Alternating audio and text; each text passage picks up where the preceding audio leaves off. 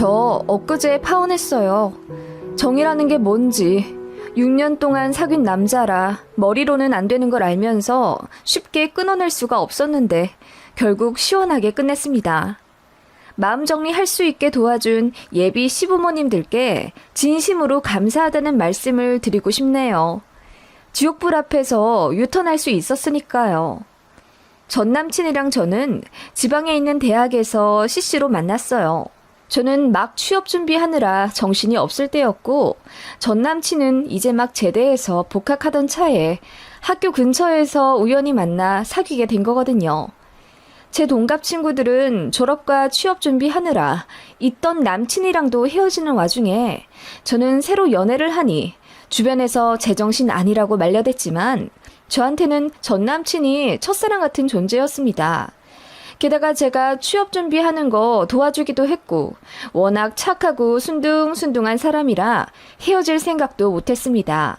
저는 그렇게 대학 졸업 직전 꽤 괜찮은 대기업 계열사 들어가서 바로 일하기 시작했고 남친은 여전히 학생인 상태로 참 풋풋하게 연애했어요. 저는 서울로 혼자 상경해서 자취하며 새 직장 다니고 있을 때라 진짜 외로웠거든요. 그때 남친이 주말마다 서울 올라와 데이트했는데 그게 사회 초년생인 어린 제 맘에 큰 위로가 되었던 것 같아요. 지옥 같은 주중에 남친 만나는 주말만 기다리며 살았거든요. 주말에 남친 만나면 힘든 현실은 다 잊게 됐으니까요. 둘 다 금전적으로 여유롭지 않아 대단한 데이트를 할 것도 없었지만 둘이 한강에서 라면만 먹어도 행복했습니다. 지하철 타고 다니며 서울의 아기자기한 이곳저곳을 돌아다니는 게 저희의 데이트였어요. 힘들었지만 잘 극복해가며 제 나이 28살에 대리까지 달았고 연봉도 쑥쑥 올라가는 동안 같은 나이의 남친은 대학을 졸업해서도 변변찮은 직업을 구하지 못했습니다. 그러다가 공무원 시험 준비한다고 대뜸 노량진에 올라오더라고요. 그때 남친은 수중에 돈이 하나도 없었습니다. 그래도 그전에는 데이트 비용을 반반 정도씩 부담해가며 했었는데 남친이 서울 올라온 이후로는 아예 제가 다 내게 되더라고요. 남친도 그걸 당연하게 생각하며 밥 먹고 계산할 때 아예 뒤로 물러나 있었고요. 바보같이 저도 다 냈어요. 어쨌든 돈 버는 건 저고 남친은 못 벌고 있는 상황이었으니까요. 고맙단 소리 한번 못 들어도 남친 기죽을까봐 티도 안 냈습니다. 남친은 그렇게 한 달치 고시원비만 가지고 상경해 공부하는가 싶더니 그 다음 달부터 저한테 이러더라고요. 미안한데 나 돈이 없어서 다음 달 반값을 못 낼 것 같아. 혹시 앞으로 자기가 좀 내줄 수 있어? 우리 부모님한테 말씀드리려니 그것도 좀 그렇고. 알잖아 우리 집 사정. 딱 2년만 네가 내 뒷바라지 해주면 나 그 안에 꼭 공무원 시험 합격해서 너한테 프로포즈 할게. 너한테 이 은혜 다 갚을게. 그러니까 한 번만 도와주라. 응? 울먹거리며 말하는 남친의 간곡한 부탁을 거절할 수가 없던 저는 결국 다달이 고시원비와 학원비 및 생활비를 내주게 됐어요. 그게 월 120만 원 정도더라고요. 물론 데이트 비용도 제가 다 냈고 그렇게 제 월급이 당시 세금 다 떼고 250만 원인가 그랬는데 남친한테 돈 보내고 나면 수중에 10에서 20만 원 정도 남더라고요. 그나마도 남친 학원비 결제해주는 달에는 리볼빙까지 쓰게 됐고요. 이건 아니다 싶은 생각이 점점 들어갔습니다. 제가 쉽게 그 바보 같은 짓을 끊어내지 못했던 건 앞서 말했다시피 제가 가장 힘들 때 남친이 매주 와서 저를 위로해주고 응원해줬던 시기 때문이에요. 그때 남친이 큰 힘이 되어주었던 건 거짓이 아니었습니다. 저도 사랑하는 남친에게 힘이 되어주고 싶었고 그래서 금전적으로 도와주자 싶은 마음이 있었어요. 남친은 그렇게 저 하나 믿고 돈 한 푼 안 벌며 서울 땅에서 편하게 공부했습니다. 너무 편한 게 독이었는지 남친은 시험에 번번이 낙방하더라고요. 모의고사 때도 몇 점 받았냐 물어보면 늘 회피하기 바빴습니다. 말로는 딱 한 문제 때문에 과락이야. 아슬아슬해. 다음에는 꼭 붙을 것 같아. 라고 했지만 나중에 알고 보니 아슬아슬하게 떨어지긴 무슨 처참하게 많이 틀렸더라고요. 아예 가능성이 없어 보였습니다. 하긴 학교 다닐 때도 공부를 그렇게 잘했던 사람도 아니고 서울 올라와서도 공부에 집중하기는커녕 보고 싶은 영화 다 보러 다니고 저랑 놀러 가고 싶은 곳 다 놀러 가고 그랬던 사람입니다. 그런 상황을 저희 부모님께서도 알고 계셨어요. 저희 부모님은 늘 제 뜻을 믿어주시고 웬만하면 관여하지 않는 분들이시지만 저조차도 다달이 남친한테 120만 원 넘게 돈 주는 것까지는 차마 밝히질 못하겠더라고요. 그러다가 제 통장을 우연히 보시고 사회생활 하면서 돈 한 푼 못 모은 것에 대해 물어보시다가 제 모든 상황이 드러나자 부모님께서 엄청 화를 내셨어요. 돈 계속 줄 거면 헤어지고 더 만나고 싶으면 공무원 관두고 직장 들어가게 하라고 하시더라고요.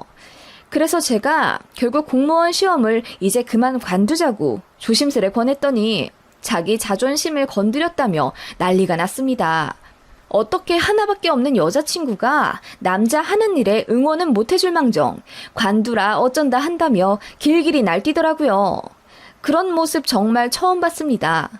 왜 저렇게 변했나 많이 힘들었구나 싶어서 불쌍하다는 생각도 들면서 지금까지 2년 가까이 몇천만 원 써가며 뒷바라지 해준 여친한테 저러나 싶어 화도 나더라고요. 저희 둘 다 웬만하면 싸우지 않는 커플이었고 저도 큰 소리 한 번 안 내는 순한 편이었는데 그날 엄청 다퉜습니다.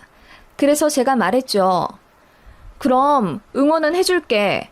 그런데 나도 더 이상 밑 빠진 독에 물 붓는 거 그만하고 싶어. 너랑 미래에 함께 하려면 나도 어느 정도는 돈을 모아야 하지 않겠어? 나 네 뒷바라지 해주느라고 모은 돈 하나 없어. 남들 취직 기념이다, 승진 기념이다 하며 가방 사고 구두 사고 할 때 나는 네 고시원비에 학원비 대주느라 목돈 쓸 여유도 없었어. 지금 내 모습을 봐. 싸구려 반팔티 한 장 입고 밑창 다 떨어진 구두 신고 있잖아. 나도 최선을 다했어. 그건 너도 인정하지? 그럼 네가 물심 양면으로 나 밀어준 거 나도 알고는 있지. 고마워 그건. 그럼 이제 물심 중에서 물은 뺄게. 그렇다고 해서 널 응원하지 않는다는 말은 아니야. 알지? 그게 무슨 말이야? 의아한 듯 물어보는 남친에게 저는 이제 금전적인 지원은 한 푼도 해줄 수 없다고 말했어요. 혼자 알바를 해서 공부하라고요. 안 그러면 계속 저한테 기댈 거고 그렇게 되면 의지할 것도 없어지게 되니까요. 그랬더니 눈물을 펑펑 쏟으며 난리가 나더라고요. 남친이랑 그때 헤어질까 생각도 했었는데 진짜 예정이 뭔지 순수했던 대학 시절부터 힘들었던 사회 초년생까지 제 곁을 지켜줬던 남친이라 쉽게 헤어지질 못하겠더라고요. 그렇게 헤어졌다 붙었다 질질 끈지 1년 정도 되었을까? 결국 남친이 깔끔하게 공무원 시험 관뒀고요. 고향에 내려가 어느 유통업체에 취직했습니다. 몸으로 하는 일이라 그런지 초봉도 저보다 셌어요. 남친도 아예 최악은 아니었던지 공무원 시험 준비했을 때 제가 뒷바라지 한 거 고맙다고 나름 첫 월급도 저한테 다 주고 그 이후로도 100만 원씩 저한테 갚아나가기 시작하더라고요. 그런 점들도 있고 남친도 정신 차리고 저한테 더 잘해줘서 사이가 더 돈독해졌어요. 남녀 사이는 당사자들만 안다고 하잖아요. 저희도 그랬어요. 헤어질 만한 위기를 넘기고 나니 서로 더 애틋해지고 그러더라고요. 그렇게 사귀다가 이제 결혼 얘기로 나온 거죠. 남친도 어느 정도 안정적으로 돈을 벌기 시작했고 저도 다달이 돈을 모으니 결혼 자금도 됐고요. 서로 웬만큼 만났고 나이도 30살 되니 저도 남친이랑 결혼하고 싶어지더라고요. 그래서 부모님께 말씀드렸는데 처음엔 두 분 다 완강히 반대하셨습니다. 그런데 남친이 저희 집에 찾아가 무릎 꿇고 빌었어요. 그리고 다달이 100만 원씩 저한테 받은 것 다 갚아 나갈 거고 앞으로도 월급의 대부분은 저한테 쓸 것이며 결혼하고 나면 월급 통장을 아예 저한테 맡길 거라고 하며 지난날 저한테 도움받았던 은혜를 절대 잊지 않을 테니 갚을 수 있는 기회를 달라고 빌더군요. 그런 점이 저희 부모님한테도 좋게 보였는지 결국 허락을 받아냈어요. 단 예비시댁의 정체가 드러나기 전까지는 말이죠. 저희 아빠는 평생 군인 생활을 하시다가 명예퇴직하신 분입니다. 저희 엄마도 따로 연금 들어놓은 것도 있고 다달이 300만 원 정도는 받으세요. 연금치고 많은 편입니다. 자세히 말할 순 없지만 아빠 전 직급상 그만큼 많이 받으세요. 지방이지만 그 지역에서 나름 비싸다는 아파트도 자가로 갖고 계시고 두 분 사이도 좋으십니다. 아직 건강하시고요. 반면 남친네 집이 좀 문제였어요. 남친네는 시장에서 청과 도매업을 하셨는데 문제는 두 분 다 몸이 좋지 않으시다는 겁니다. 남친 아버지는 허리가 안 좋으셔서 사람을 쓰지 않으면 무거운 짐을 아예 들지 못했고 남친 어머니도 비만이 심하셔서 그에 따른 고혈압이랑 당뇨로 고생하십니다. 당연히 일하기 힘들어 하시고 남친의 남동생만 대학교 졸업하면 바로 일을 접으실 거라고 하셨어요. 문제는 지금까지 버신 돈도 거의 얼마 없으시고 집도 없으세요. 다세대 주택 전세로 사시고 그나마도 2년에 한 번씩 전세금 올라가는데 낼 돈이 없어서 1,000만 원, 2,000만 원씩 대출을 받다 보니 지금 현재 남친 부모님 앞으로 갚아야 할 대출금만 5천만 원이랬어요. 남친 남동생은 전문대 다니는데 과 특성상 취직을 해도 월 200만 원 이상 받을지도 미지수이고요. 그런 집이다 보니 아들들 결혼할 때 보태주기는커녕 오히려 도움을 받아야 하는 상황이셨습니다. 저는 사실 연애할 때는 이런 점들을 세세하게 몰랐어요. 그냥 시장에서 일하시나 보다, 다세대 주택 사시나 보다 그렇게만 생각했고 저희 집도 자가니까 남친네 집도 당연히 자가이지 않을까 순진하게 그런 생각을 했었던 것 같습니다. 결혼 얘기가 나오기도 전이니까 자세히 물어보기도 뭐했고요. 그런 얘기를 이제야 서로 주고받게 된 겁니다. 남친이 어두운 표정으로 그런 이야기를 하면서 앞으로 결혼하면 본인 집을 아예 모른 척하고 살 수는 없을 거라고 하더군요. 월 50만 원씩은 드려야 할 수도 있다면서 많이 미안해 하는데 남친이랑 제 월급을 합치면 월 600만 원 가까이거든요. 그래서 결혼 준비 초반에만 해도 둘이 합쳐 600인데 월 50씩이면 큰 부담은 안 가겠다라는 생각이 들었어요. 그리고 사랑하는 남편의 가족인데 어렵게 사는 거 알면서 어떻게 모르는 척을 하나요. 다만 합가에 대해 불안감을 비치니 남친도 그건 본인부터가 반대라면서 절대 합가 안 하겠다고 선을 긋더라고요. 그냥 다달이 돈만 몇십 드리면 될 것 같다고. 그건 남동생이랑도 얘기가 끝난 거라면서 부양에 대해 어느 정도 책임이 있는 건 피할 수가 없다고 먼저 양해를 구했어요. 당연히 결혼에 대한 지원도 예비시댁 쪽에서는 1원 한 푼 기대할 수 없었습니다. 저희 집에서는 맏딸 결혼이라고 모으고 모아 8천만 원 해주실 생각을 하고 계시더라고요. 저는 차마 예비시댁의 금전적인 상황을 부모님께 말씀드릴 수가 없었어요. 당연히 반대하실까 봐요. 진짜 지금 생각하면 불효녀 납셨죠. 그러다가 이제 남친네 집에서도 저랑 식사 한번 하자고 말이 나왔습니다. 서로 결혼 생각이 있다고 하니 그 집에서도 며느리 될 사람 얼굴을 제대로 보고 싶으신 거죠. 그래서 나름 화이트 투피스 정장으로 단정하게 차려입고 한우에 꽃다발에 예의를 갖춰 예비시댁에 찾아갔습니다. 이런 말 참 죄송하지만 집이 참 낡았더라고요. 아니 건물 전체가 너무 낡았고 바퀴벌레도 계단에 몇 마리가 돌아다니더라고요. 집 올라가는 내내 경악했지만 남친 앞에서 차마 티도 못 냈습니다. 그런 제 생각이 죄송스러울 만큼 남친 부모님께서는 환한 웃음으로 저를 맞아주셨어요. 나름 저 왔다고 삼계탕도 해주시고 많이 차려주셨더라고요. 너무 감사했습니다. 그리고 제 얘기 많이 들었다고 하시며 남친 공부할 때 뒷바라지 해줘서 너무너무 고맙다고 하시더군요. 그러면서 한마디 덧붙이시길 아이 그래도 이왕 뒷바라지 해줄 거 1년 정도는 더 해주지 그랬어. 공무원 시험이라는 게 올해 다르고 내년 다르다던데 1년 더 했으면 성과가 있을지 누가 알아? 하시며 아쉽다는 듯 한숨 쉬시더라고요. 그 말에 당황스러워 한마디도 못하고 있었죠. 남친 어머니가 이어 말씀하시더라고요. 너도 알다시피 우리가 돈이 그렇게 많지가 않아서 결혼할 때 뭘 해주질 못해. 말이 앞뒤 달라서 혼선 줄 바에 처음부터 딱 제대로 알려주는 게 여러모로 낫지. 그래야 결혼 준비할 때 지장도 없을 테고. 아무튼 그렇게 알고 있어. 우린 돈 한 푼 못 해줘. 그래도 번듯한 직장 다니잖니 우리 아들이. 우리랑 같이 있었으면 그 돈 다 부모한테 줄 텐데 결혼한다고 지 와이프 주머니에 몽땅 넣어줄 거라네.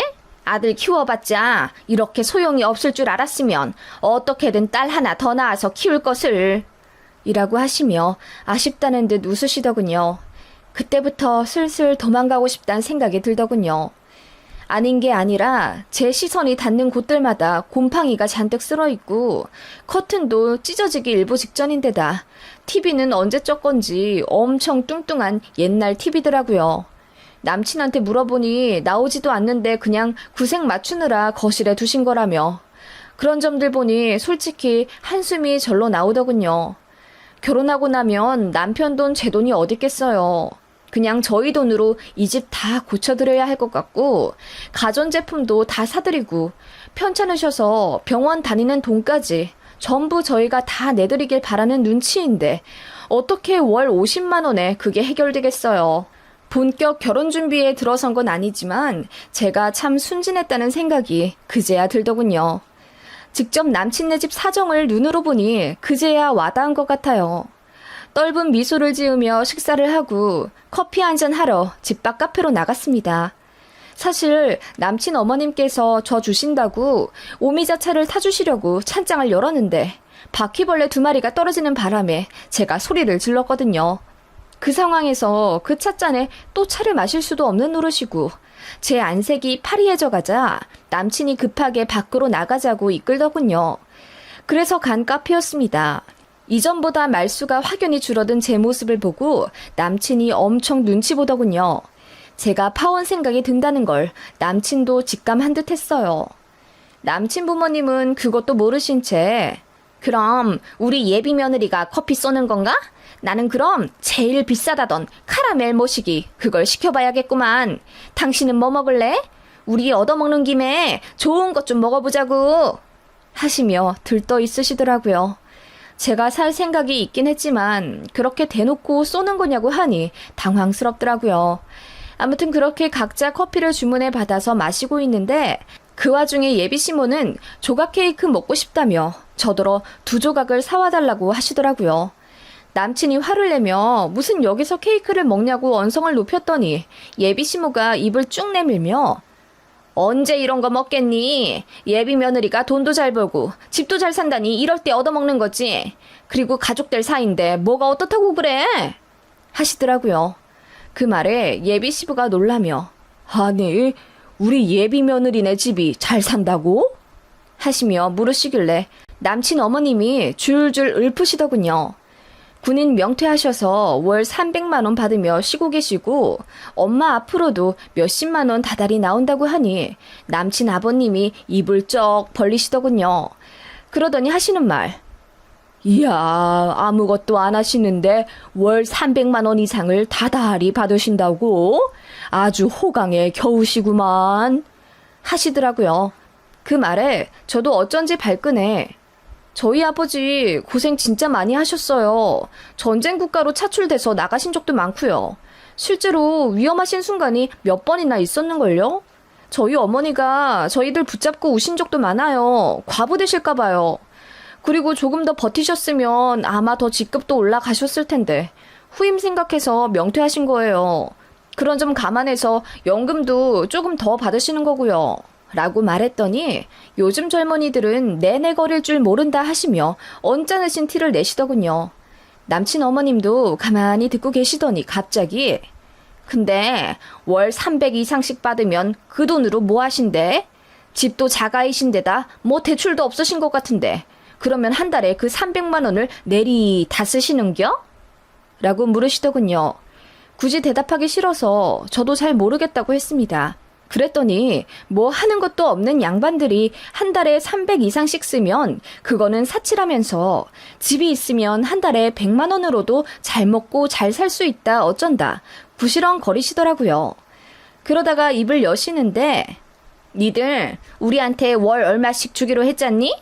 그런데 이제 막 집도 장만해야 하고 애 낳으면 돈 들어갈 곳 투성인데 새파랗게 젊은 이들한테 돈 받으면 우리 마음이 편치가 않을 것 같아. 라고 하시길래 그래도 좀 생각은 있으신가 보다 했어요. 그런데 이어하시는 말씀에 저는 경악하고 말았어요. 어차피 할 거 다 하고 이제 쉬시는 분들인데 그렇게 돈 많이 받으셔서 뭐 하신다니? 저축을 하실 것도 아니고 어차피 니들 돈 들어갈 바에 사돈댁에서 꽁돈 나오는 거 그거 좀 나눠주시면 서로에게 좋을 것 같은데 니들 생각은 어때? 현명하신 분들일 테니 아마 이런 점도 어느 정도 생각을 하실 수 있을 거야. 우리 돈 없는 거 그거 뭐 어떡하겠니? 서로 모르고 하는 결혼도 아니고 우리도 부끄럽게 생각하지 않을 거야. 이왕 그렇게 된 거 누구 하나 치우치지 않고 서로 잘 살아야 그게 결혼인 거 아니겠니? 라고 하시길래 제가 물었어요. 아니 그러면 저희 부모님한테 돈을 받으시겠단 말씀이세요? 라고 했더니 제가 굳이 돈이라고 콕 집어 말하면 자존심이 상한다 하시며 소리를 빽 지르시더군요. 그럼 매달 주는 걸 돈이라고 하지 뭐라고 하나요? 서로 윤택하게 잘 사는 걸 저희 부모님도 좋아하실 거라면서 오늘 집에 가면 한번 자세히 상의드려 보라 하시더군요. 어차피 일도 안 하고 받으시는 돈인데 쓸데없는데 돈 쓰셔봤자 아깝기만 하지 뭐. 집안 어려운 사돈댁이면 나 같으면 반씩 뚝 떼어주겠다. 마음씨 고우신 분들이라면 아마 대찬성하실 거야. 네가 잘 말씀드려보렴. 아무렴 나라도 지킨 군인이셨는데 가족도 못 지키시겠니? 일도 안 하고 받는 돈이라고 하기엔 저희 부모님 평생 일하신 대가잖아요. 그리고 굳이 저희 부모님까지 말씀드릴 것도 없이 저부터가 그건 반대인데요. 라고 제가 말했더니 그게 무슨 말이냐며 예비 시부모님 두 분 모두 저를 보시더라고요. 제 남친도 저를 한참 물끄러미 보더군요. 솔직히 자기 부모님 말릴 줄 알았는데 가만히 있는 거 보면 남친도 같은 생각이었겠죠. 예비 장인 장모님이 다달이 300만 원 받는 거 지도 그 돈을 내심 자기 부모님 쪽으로 끌어올 수 없나 생각하고 있었던 것 같아요. 그러니까 가만히 있었겠죠. 어느 부모님이 사돈댁 집 사정까지 생각하면서 다달이 150만 원씩 붙여주나요? 그건 좀 아닌 것 같아요. 자식들이 도와드리는 건 그럴 수 있다 쳐도 그럼 어머님 아버님은 사돈댁에 다달이 도움받는 게 좋으실 것 같으세요? 저 같으면 자존심 상할 것 같은데. 어머님도 아까 화내셨잖아요. 제가 돈이라고 콕 집어 말했다고요. 그게 돈이지 뭔가요 그럼? 예, 돈이 아니라 그냥 존경과 애정이지. 내 딸의 시부모인데 그럼. 내가 딸 가진 부모라면 우리 딸 좀 잘 봐줍사 하고 잘해드릴 것 같은데? 네가 아직 몰라서 그런 것 같구나. 시집살이라는 게 어지간해서 생기는 게 아니거든. 다 친정하기 나름이야. 네? 며느리네 집에서 돈 안 보내주면 시집살이 시키겠다는 말씀이세요? 얘는 아까부터 자꾸 돈돈거리네. 그게 단순한 돈이 아니래도.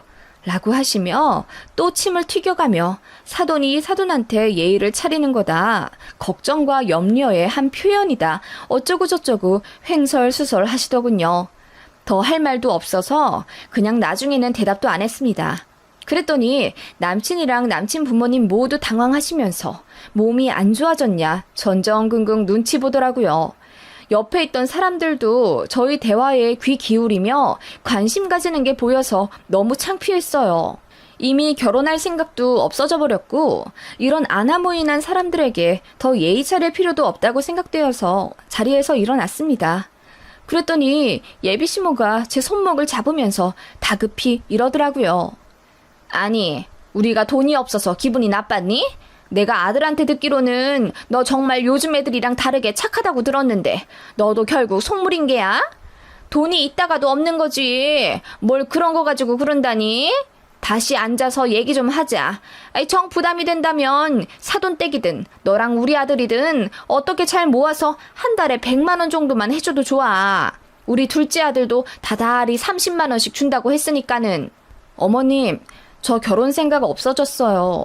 뭐 100만 원, 150만 원 문제가 아니라요.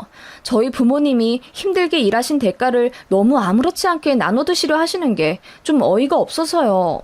그건 저희 부모님 몫인데 왜 거기에 숟가락을 얹으려 하세요? 사실 저 이 사람이랑 사귀면서 충분히 부모님께 많이 불효했어요. 제가 좋아하는 사람 뒷바라지 한다고 피 한 방울 안 섞인 이 사람한테 2천만 원 넘게 해줬다고요. 저는 착한 게 아니라 순진했던 거고 이제 속물이 아니라 현실을 알아버린 겁니다. 라고 말했더니 남친이 무슨 말을 그렇게 하냐며 버럭 화내더라고요. 아버님, 어머님은 놀란 듯 아무 말 못하셨고요. 그대로 카페 나왔더니 남친이 뒤늦게 달려와 잡더라고요. 그러더니 아직 모든 얘기가 다 정해진 것도 아닌데 저더러 너무하다는 겁니다. 그 자식한테 붙들린 손목을 내치듯 뿌리치고 소리를 질러버렸어요. 너 같으면 매달 상납하듯 시부모한테 돈 드리고 싶겠냐? 그것도 시집살이 당하기 싫어서 우리 부모님 돈을? 언감생신이다. 그동안 너한테 퍼준 돈이 아까워 새끼야. 마음 같아선 전부 되돌려받고 싶지만 인생 공부한 셈 치고 그냥 여기서 깔끔하게 끝낸다. 나 잡지 마. 나 잡으면 그 돈 다 청구할 거야. 알았어? 이 그지 새끼야. 라고 했더니 우물쭈물 그 자리에 망부석처럼 서 있더군요. 그대로 집에 왔습니다. 그리고 엄마 아빠한테 울면서 말했어요. 그동안 너무 죄송했다고 다시는 그런 바보 같은 짓 안 할 거라고 눈물로 다짐했어요. 저희 부모님도 제 등을 두드려 주시며 그놈이 저한테 한참 모자라는 거 알고는 있었지만 제가 많이 힘들 때 곁에서 기운도 북돋아준 고마운 청년이라고 생각하셨대요. 제가 좋다니 그냥 밀어주려고 하셨다는데 그게 너무 죄송스러워서라도 이제 정신 똑바로 차리기로 했어요. 제가 바보 같다고 돌을 던지셔도 할 말 없습니다. 저도 지난날의 제가 참 한심스럽거든요.